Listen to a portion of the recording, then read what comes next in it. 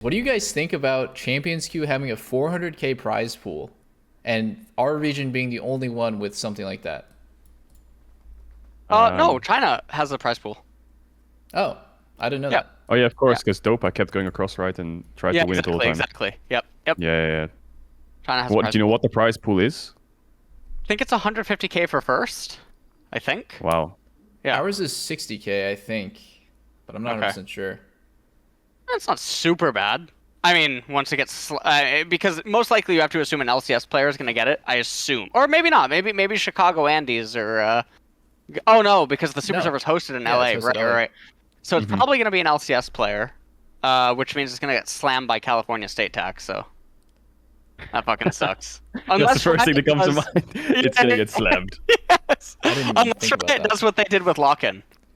Riot made it so that the 150k prize for lock-in was after taxes, I thought that was really cool. That is really Oh cool. wow, I had no that is idea. insane. Yeah.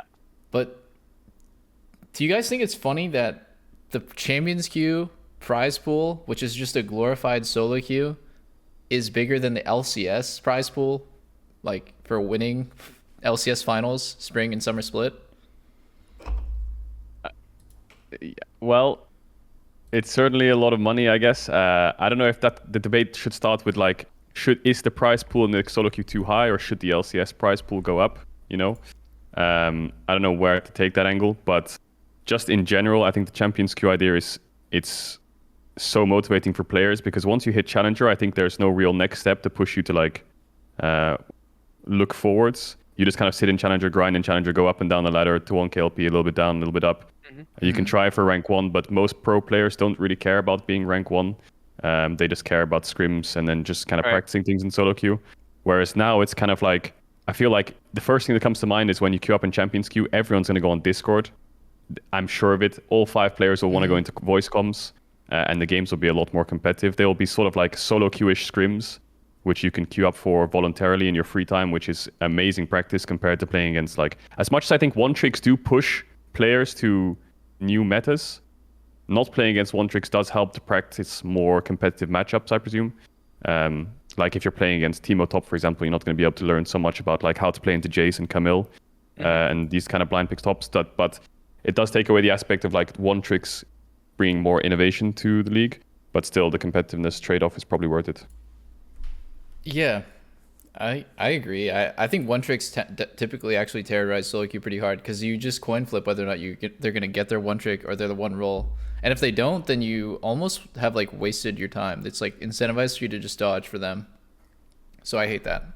And because I'm a streamer and I never want to dodge, I'm at such a huge disadvantage because if a one trick on my team gets banned out, I'm one out of the 4 people on my team I'm just simply not willing to dodge. So there's only 4 possible dodgers now.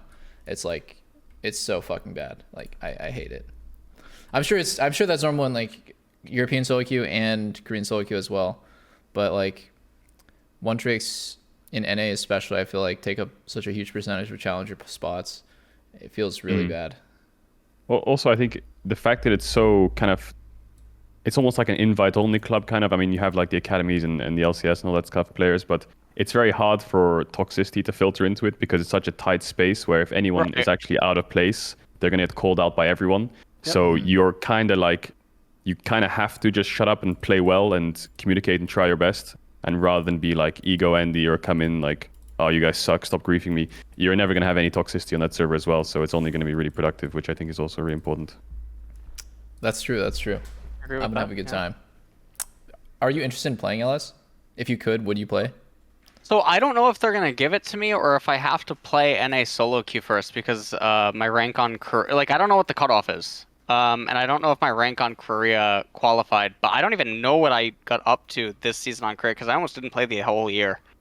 That was pretty bad. So I don't know. I mean, if there's a way for me to play, then yeah, I'd play. But if not, I mean, maybe I have to play NA solo queue, but I don't know if I'll do that. Would you I ever need to grind challenger qualify, in right? NA? I mean, last no, I honestly I don't know. I really don't know. To be completely honest, I really don't. I think that sounds brutal, especially if all players like migrate over and then I'm only getting to play like a few hours of solo queue each night or something. Because right now my nights are ending actually pretty late. Yeah. Which kind of sucks. I don't know all LCS team schedules, but I think